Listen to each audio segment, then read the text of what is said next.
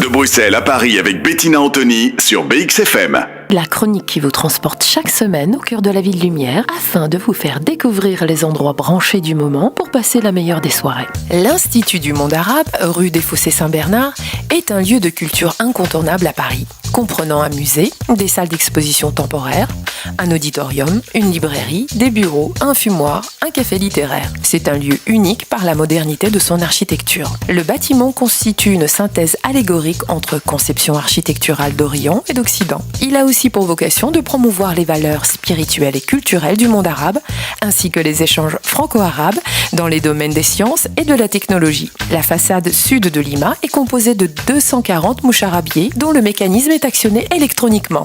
Les moucharabiers, en fait, c'est un dispositif de ventilation. Il forme un grillage serré dont sont garnis les fenêtres, les loggias et les balcons. L'ouverture des diaphragmes est réajustée toutes les heures pour s'adapter à la luminosité extérieure et créer un jeu de lumière à l'intérieur du bâtiment. Notre découverte du monde arabe nous plonge jusqu'au plaisir culinaire grâce au restaurant Le Ziryab qui est situé au dernier étage avec une terrasse offrant une merveilleuse vue sur l'île Saint-Louis, son parc fleuri en bord de Seine et l'arrière de Notre-Dame. Confortablement installé au-dessus des livres de la bibliothèque orientale, dans le cadre contemporain de la belle salle intérieure du restaurant, vous dégusterez les plats fétiches d'une gastronomie libanaise de haut vol, généreuse et goûteuse à base de produits de qualité. L'assortiment de mini-mezzés chauds et froids à ne pas négliger en entrée, suivi des shawarma, des brochettes, kefta, shish taouk. Vous pourrez aussi vous régaler avec ces grillades cuites au charbon, accompagnées de salades orientales ou de riz blanc. Et pour finir, un biscuit pistache,